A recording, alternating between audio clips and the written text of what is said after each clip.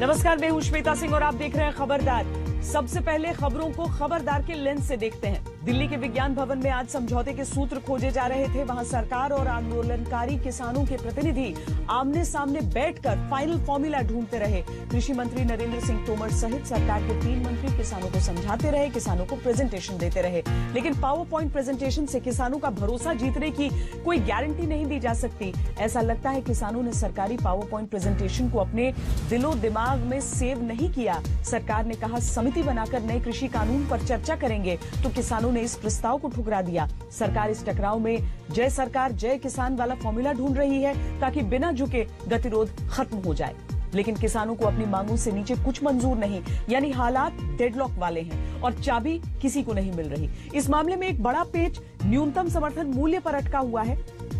किसान इस बात पर अड़े हुए हैं कि एमएसपी यानी न्यूनतम समर्थन मूल्य से कम कीमत पर खरीद को सरकार अपराध घोषित करे और सरकार एमएसपी पर सरकारी खरीद जारी रहने की लिखित में गारंटी दे। ये एमएसपी का फंडा क्या है और इसे लेकर किसान अड़े हुए क्यों हैं, ये भी आपको जानना चाहिए। तभी आप किसानों के विरोध और सरकार की सोच को पूरी तरीके से समझ पाएंगे। इसके बाद जेएनयू की पूर्व छात्र नेता शैला राशिद से जुड़े एक बड़े विवाद को डिकोड करेंगे। तमाम मसलों पर क्रांति की मशाल लेकर चलने वाली शैला राशिद के घर में ही क्रांति हो गई। शैला राशिद के पिता ने कहा कि मेरी बेटी देश विरोधी है। उन्हें लगता है कि उनके घर में राष्ट्र विरोधी गतिविधियां चल रही हैं और शैला की आर्थिक गतिविधियों की जांच होनी चाहिए। शैला के पिता ने डीजीपी को चिट्ठी लिखकर ये सनसनीखेज आरोप लगाए। हम इस खबर में पिता और बेटी दोनों का पक्ष आपके सामने रखेंगे और इस मामले का तथ्यात्मक विश्लेषण करेंगे। सबसे पहले बात किसान आंदोलन की। 6 दिन से किसानों से बातचीत को 3 दिसंबर तक टालने की कोशिश कर रही केंद्र सरकार आज आखिरकार किसान संगठनों से बिना शर्त बातचीत के लिए तैयार हुई। लेकिन यह बातचीत बिना किसी ठोस नतीजे के खत्म हो गई। विज्ञान भवन में यह बैठक 3 बजे शुरू हुई, लेकिन इस बैठक से पहले पूरा होमवर्क किया गया था। सुबह बीजेपी अध्यक्ष के घर बड़ा मंथन हुआ, जिसमें गृह मंत्री, रक्षा मंत्री, रेल मंत्री और कृषि मंत्री मौजूद थे। इसके बाद विज्ञान भवन में कृषि मंत्री नरेंद्र सिंह तोमर, केंद्रीय मंत्री पीयूष गोयल और सोम प्रकाश ने किसान संगठनों के साथ बैठक की। बैठक में कुल 35 किसान संगठनों के नेताओं ने हिस्सा लिया। करीब 3 घंटे चली बातचीत के दौरान केंद्र सरकार की तरफ से किसानों को न्यूनतम समर्थन मूल्य यानी एमएसपी पर प्रेजेंटेशन दिया गया।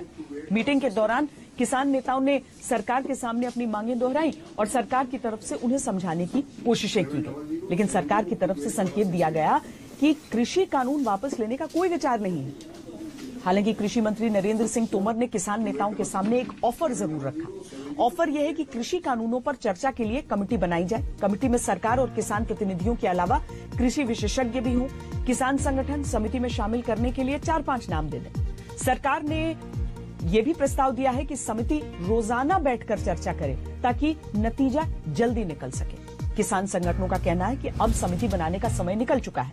हालांकि अगर समिति बनती है तो उन्हें कोई आपत्ति नहीं है, लेकिन बैठक के बाद किसान नेताओं ने कहा है कि जब तक समिति किसी निष्कर्ष पर नहीं पहुंचती तब तक उनका आंदोलन जारी रहेगा और उसका विस्तार भी होगा। बातचीत बेनतीजा रहने के बाद केंद्रीय कृषि मंत्री नरेंद्र तोमर और किसान संगठनों के नेताओं ने क्या कहा, आपको सुनवाते हैं। आज बहुत अच्छे वातावरण में चर्चा हुई और ये तय हुआ कि अब शेष चर्चा परसों होगी दोपहर में 12 बजे। हमने उनको बताने की कोशिश की। हमने ये भी कहा छोटी कमेटी बना दो और उसमें डिस्कशन कर लो, लेकिन वो सब लोग का मत ये था कि भाई सभी लोग मिलकर बात करेंगे। तो हमने कहा हमें कोई आपत्ति नहीं है, सब लोग मिलकर बात करेंगे। जो आज आए थे वही नहीं। अभी ये फैसला तो किसानों को करना है। मैं तो लगातार आग्रह कर ही रहा हूँ कि आंदोलन समाप्त करें, लेकिन फैसला किसान यूनियन को करना है। जो अंदर बातचीत हुई है उसमें से कुछ नहीं निकला है। एक तरह का जो 13 तारीख का तोमर साहब ने जो क्वेश्चन किए थे उनको ही रिपीट किया गया है। ज्यादा टाइम उन्हीं क्वेश्चनों पे लग गया है कि आप कमेटी बना लो 5 मेंबरी, इतने मेंबर से बातचीत करना मुश्किल है। क्या ये संभव है कि आप लोग 5 लोग सिर्फ ऐसे कह पाए जो रिप्रेजेंट करें? मैम, जितना बड़ा अवाम, सारा पंजाब का किसान सड़कों पे बैठा है, कोई भी 5 मेंबर इनकी जिम्मेवारी नहीं ले सकते हैं। सिर फोड़ देगा अवाम, किसान उसका जो 5 नेता होंगे जो भी वो फैसला ले लेंगे। अभी जो फैसला होगा वो जितने लोग आए हैं इतने ही परसों वाली मीटिंग पे आएंगे।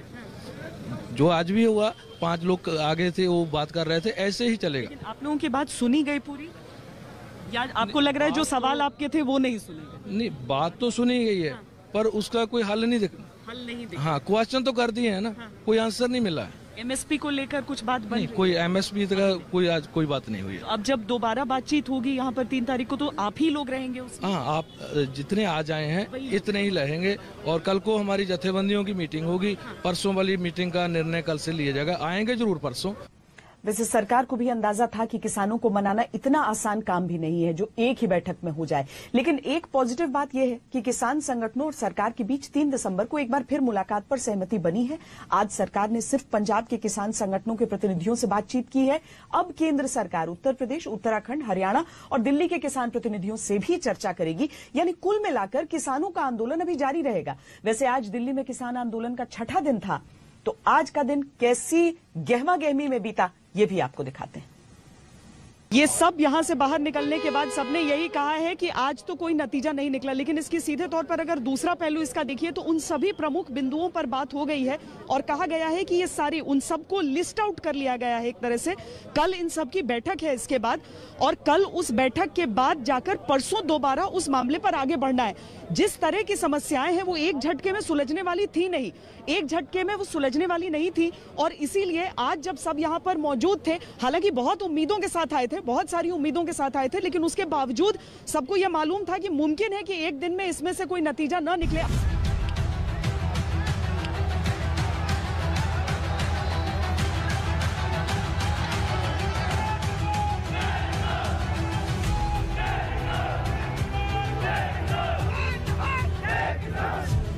सभी किसानों को बुलाया है।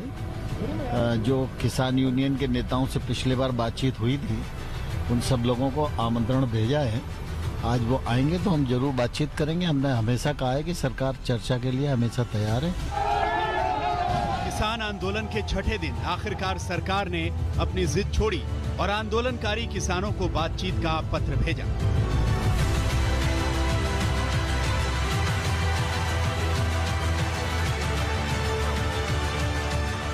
निमंत्रण की चिट्ठी में कुल 32 किसान संगठनों के प्रतिनिधियों के नाम थे। इसके अलावा संयुक्त किसान मोर्चा के 4 नेता विशेष रूप से आमंत्रित थे।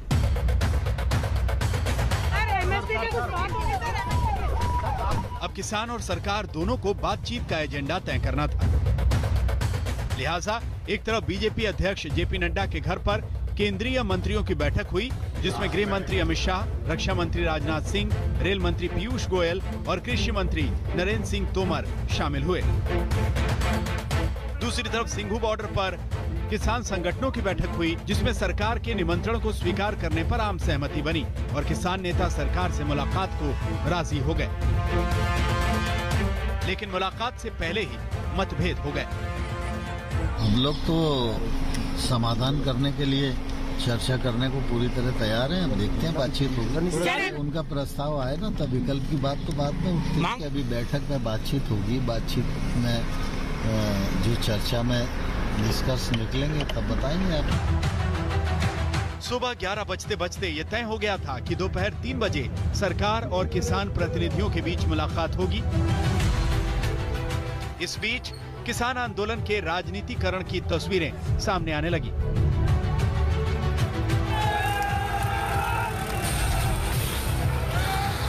दिल्ली और उत्तर प्रदेश के गाजीपुर बॉर्डर पर किसानों और पुलिस के बीच झड़प हो गई। भीम आर्मी के चीफ चंद्रशेखर आजाद किसानों के आंदोलन में शामिल हुए।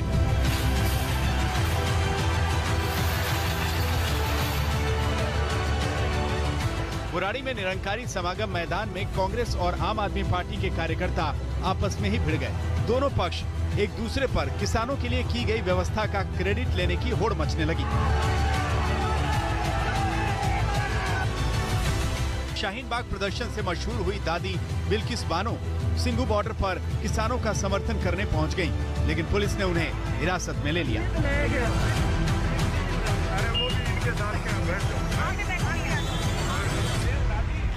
लेकिन इस वक्त एक किसानों का बड़ा जत्था है जो डंडे झंडे के साथ लगातार जो है वो कूच कर रहा है सड़क की तरफ। तो ये एक अपने आप में जो पूरी तरह से रास्ता रोकने की कोशिश है, हो सकता है कि आगे बढ़कर के रास्ता भी रोका जाए। ये एक अभी तक तैयारी दिखाई पड़ रही है। हम आपको सीधे तौर पर तस्वीरों को दिखा सकते हैं कि किस तरीके से जो तमाम नेता हैं, तमाम किसान हैं, वो आकर के सड़क पे खड़े हो गए हैं झंडे के साथ। इस गहमागहमी के बीच सिंघू बॉर्डर पर किसान प्रतिनिधियों को लेकर एक बस विज्ञान भवन के लिए रवाना हुई। किसान नेता अपने मन की सारी आशंकाएं लेकर बस में सवार हुए। किसान संगठनों के लोग सरकार से मिलने इस बस में जा रहे हैं। देख सकते हैं कि 35 लोग हैं, प्रतिनिधि हैं। हमारे साथ मौजूद है जगजीत सिंह जी जो प्रेसिडेंट हैं पंजाब। जगजीत जी, आप सरकार के साथ बातचीत करने जा रहे हैं? हाँ, अब सरकार का हमें इनविटेशन आया है अनकंडीशनल, उसके आधार पर हम बैठक करने के लिए जा रहे हैं सरकार के पास। सरकार ने जो एक प्रयास किया था हमें खिलाने का, एक इस यूनिटी को तोड़ने का, उसमें सरकार को हमने सफल नहीं होने दिया।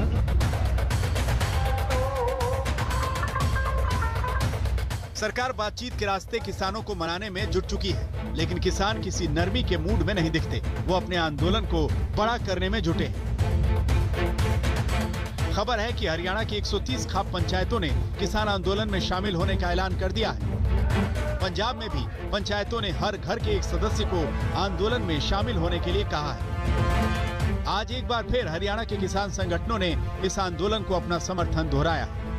मैं आपको बिल्कुल साफ शब्दों में कह देना चाहता हूं, जो दिल्ली का दूध पंजाब के बोर्ड से किसानों को यहां तक पहुंचाया, आज किसानों ने, कल भी आएगा, आज भी है, परसों भी आया था। वो जो दिल्ली के अंदर के निवासी है ना, जो VIP हाउस में रहते हैं, उनके पास बिल्कुल नहीं जाने देंगे। दूध सब्जी उनकी बंद कर देंगे। मैं आप लोगों से बिल्कुल साफ शब्दों में कह देना चाहता हूँ। इस बीच कनाडा के प्रधानमंत्री जस्टिन ट्रूडो भी दिल्ली में चल रहे किसान आंदोलन में कूद पड़े हैं। कनाडा के प्रधानमंत्री एकदम से किसान नेता वाले अवतार में आ गए। Let me remind you, Canada will always be there to defend the right of peaceful protest. We believe in the importance of dialogue, and that's why we've reached out through multiple means directly to the Indian authorities to highlight our concerns.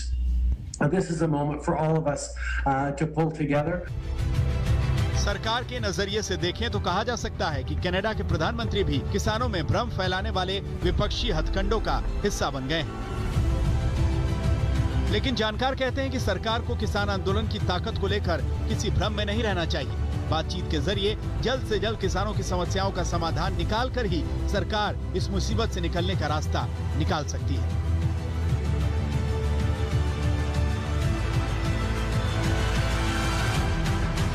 Delhi से अरविंद ओझा, कुमार कुणाल और अशोक सिंघल के साथ आज तक bureau. तो कुल मिलाकर बात यह है कि किसान आंदोलन लगता है कि अभी लंबा चलने वाला है। आज की बातचीत को पूरी तरह बेनतीजा तो नहीं कहा जा सकता, लेकिन बात बनने में अभी लंबा समय लग सकता है। इसीलिए किसान आंदोलन भी अभी लंबा चल सकता है।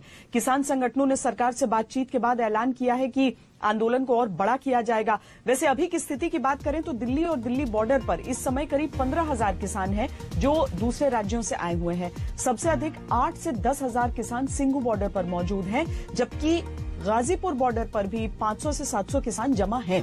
टिकरी बॉर्डर को भी पुलिस ने बंद किया हुआ है, लेकिन वहां करीब 1500 किसान बैठे हैं, जबकि बुराड़ी के संत निरंकारी मैदान में भी करीब 1,500 किसान मौजूद हैं, जो महीनों तक आंदोलन करने की तैयारी के साथ आए हैं।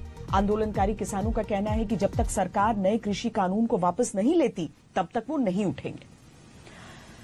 पंजाब और हरियाणा के किसान खास तौर पर इस प्रदर्शन में सबसे आगे हैं। ऐसे में आपको ये भी बता देते हैं कि गेहूं और चावल की सरकारी खरीद में पंजाब और हरियाणा का कितना हिस्सा है। ये आंकड़े 27 नवंबर 2020 तक के हैं। इनसे आपको इन दो राज्यों के कृषि बाहुबल का अंदाजा होगा। आपको जानकर हैरानी होगी कि 2020-21 में चावल की सरकारी खरीद में पंजाब और हरियाणा का हिस्सा 83% है और गेहूं की सरकारी खरीद में दोनों राज्यों का हिस्सा 52% है।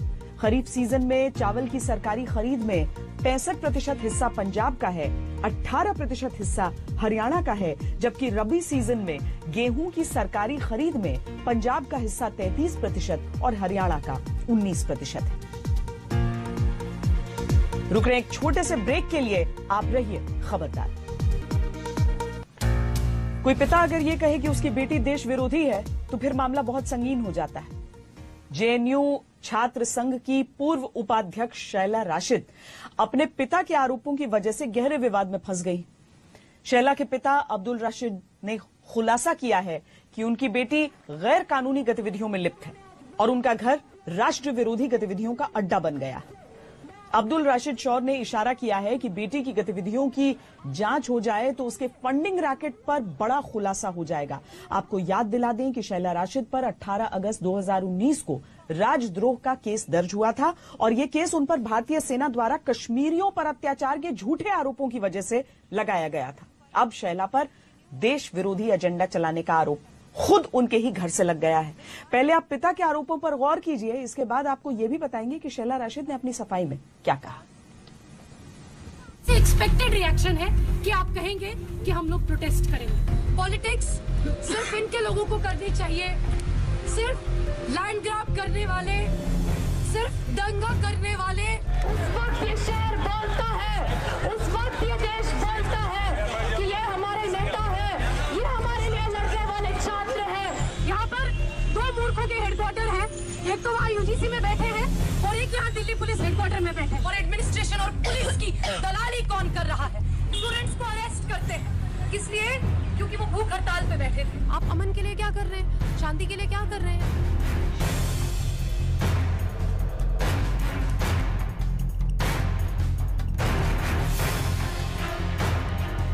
जेएनयू की फायर ब्रांड छात्र नेता रही शैला रशीद क्रांति की बातें करती थी। जेएनयू कांड से लेकर अनुच्छेद 370 के खात्मे और सीए एनआरसी के मुद्दे तक लगातार विरोध की ज्वाला उठाकर वो सुर्खियों से खेलती थी। लेकिन अब शैला के घर में ही क्रांति हो गई है। शैला रशीद के पिता अब्दुल रशीद शोरा ने अपनी ही बेटी की गतिविधियों पर सवाल खड़े कर दिए, और सवाल भी ऐसा जो शैला की मुश्किलों को कई गुना बढ़ाने वाला है। शैला रशीद के पिता अब्दुल रशीद ने अपनी क्रांतिकारी बेटी का 3 पन्नों का रिपोर्ट कार्ड सार्वजनिक किया है, जिसकी हाइलाइट्स इस प्रकार हैं। मुझे विश्वास है कि मेरे घर में राष्ट्र विरोधी गतिविधियां चल रही हैं। मेरी बेटी शैला राशिद की गतिविधियां गैर कानूनी हैं। शैला राशिद को की गई फंडिंग की जांच होनी चाहिए। शैला राशिद को जम्मू कश्मीर पीपुल्स मूवमेंट पार्टी से जुड़ने के लिए 3 करोड़ रुपए का ऑफर मिला। बेरोजगार शैला राशिद के बैंक अकाउंट में पैसे कहां से आए? कश्मीर की राजनीति में उसकी एंट्री का एजेंडा क्या है? अब्दुल राशिद शोरा ने 3 पन्नों में बेटी पर आरोपों की झड़ी लगा दी है और चिट्ठी को जम्मू कश्मीर के डीजीपी को भेज दिया है।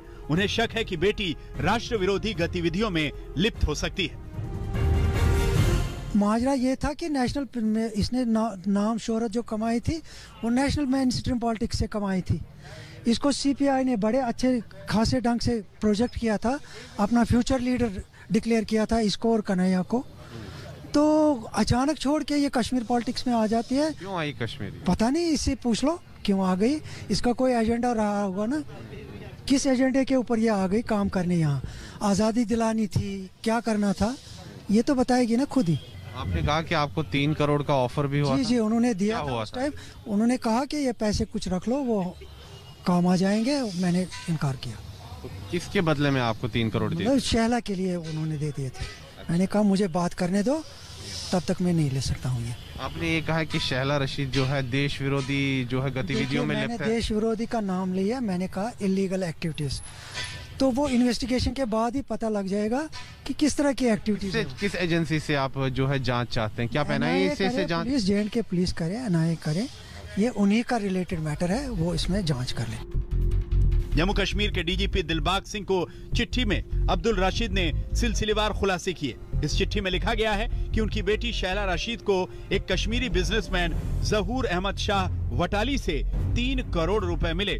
ये पैसे शैला को जम्मू कश्मीर पीपुल्स मूवमेंट पार्टी में शामिल होने के बदले दिए गए।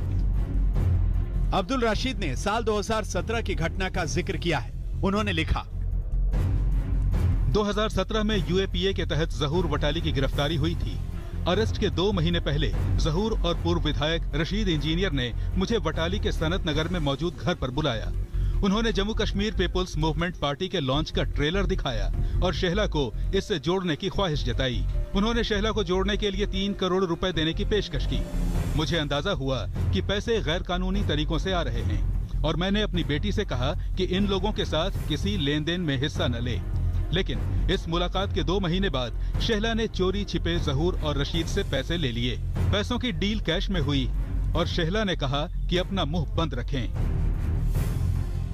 अब्दुल रशीद का दावा है कि अगर बेरोजगार शेहला का खाता खंगाला जाए तो राज खुल जाएगा। अकाउंट में ट्रांजैक्शन गुनाह की गवाही देने लगेंगे। डीजी साहब को मैंने चिट्ठी दी है, मैंने उनको कहा है कि इनके अकाउंट्स को आप वेरीफाई कीजिए। अगर उसमें इस तरह का मनी फ्लो हो रहा है जो कि एक अनएम्प्लॉयड यूथ के अकाउंट में नहीं होना चाहिए था, तो उसकी इन्वेस्टिगेशन कीजिए। सिंपल सी बात है। कहाँ से वो पैसा आता है। ये इन्होंने रिसेंटली पब्लिकली अनाउंस किया कि कुछ बच्चों को इसने अडॉप्ट किया है तालीम के लिए, एजुकेशन, हायर एजुकेशन के लिए। ये कहाँ से वो पैसे जुटाएगी, कैसे चलाएगी वो? ठीक है, अगर पार्टी लेवल पे इसने अडॉप्ट किया है उनको, वो बताए पैसे कहाँ से आ गए, अभी तक कितना खर्चा किया है उन पे। तो आपके हिसाब से कहाँ से पैसा आ रहा है इनके पास? ये इन्वेस्टिगेशन, मैटर ऑफ इन्वेस्टिगेशन है।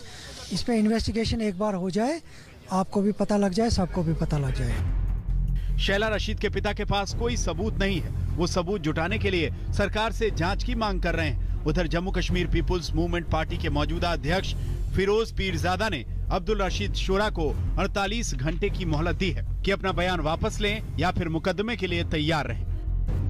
मेरा इस कंट्रोवर्सी के साथ कोई लेना देना नहीं है। मेरा नाम ड्रैग नहीं करना चाहिए था उनको, सोच समझ के मेरा नाम इनको कोई भी कीमत पर ड्रैग नहीं करना चाहिए था, क्योंकि मैं, अगर वो मेरा नाम वापस नहीं लेते हैं तो मैं उनको डिफेमेशन सूट करने वाला हूं और मेरी वकील से बात चल रही है। अगर आज कल में उनने मेरा नाम वापस नहीं लिया तो मैं 110% उनके खिलाफ कोर्ट में जाऊंगा।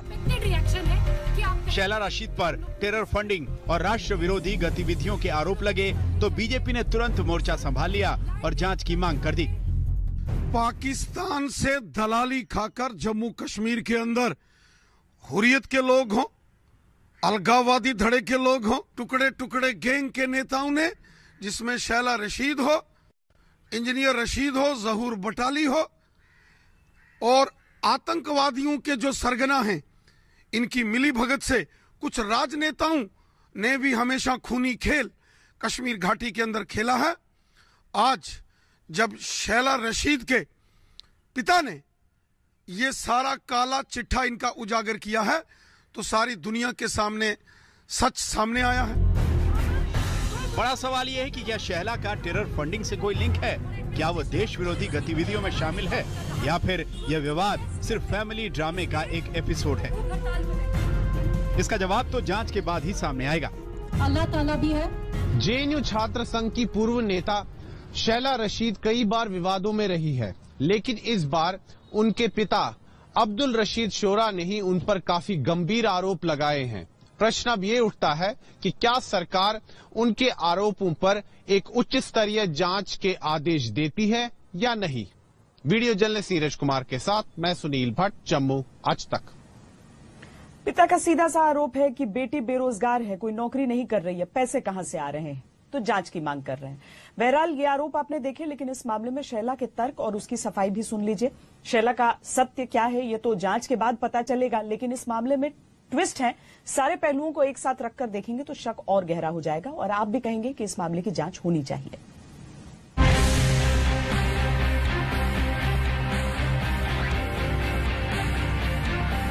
अब्दुल रशीद शोरा ने बेटी शेहला रशीद का राजनीतिक रिपोर्ट कार्ड सार्वजनिक किया तो बेटी ने पिता के डोमेस्टिक वायलेंस का पर्चा लीक कर दिया।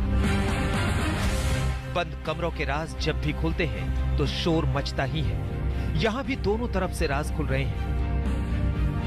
बेटी के खिलाफ अब्दुल रशीद शोरा की बयानबाजी सुर्खियां बनी तो शेहला ने ट्वीट करके तुरंत सफाई दी। शेहला ने ट्वीट किया, आप में से बहुत से लोगों ने मेरे जैविक पिता का वो वीडियो देखा होगा जिसमें वो मेरे और मेरी मम्मी बहन के खिलाफ बेबुनियाद आरोप लगा रहे हैं। बहुत संक्षेप में और स्पष्ट रूप से मैं कहूंगी कि वो अपनी पत्नी को पीटने वाले पथभ्रष्ट इंसान हैं। हमने जब उनके खिलाफ एक्शन लेने का फैसला लिया तो उसी के जवाब में उन्होंने ये स्टंट किया है। शहला ने आगे लिखा,